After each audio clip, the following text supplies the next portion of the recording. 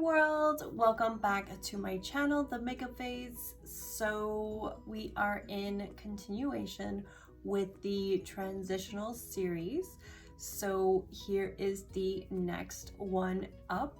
So if you haven't seen any of the other videos, we are doing quick, easy 5-minute transitions from these 5-minute eye looks that I did early last year. And now we're trying to kind of zhuzh it up a little bit and get it to be even better, because we can always use wonderful ideas to kind of transition our makeup look, just to, you know, hey, you go from day to night, any kind of wonderful events, you can easily enhance your makeup to fit the mood without having to do a whole complete face. So this is what we're doing here. As always, welcome to the Makeup Phase. And for those who are tuning in for the first time, welcome. So we are taking this look right here and we are transitioning it to this. So I really like this one.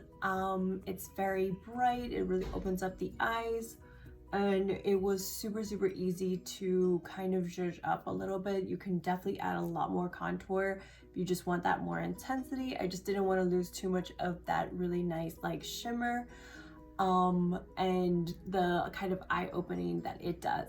So again, we are sticking with the same palette because, you know, we want to maximize what we have currently in our makeup collection.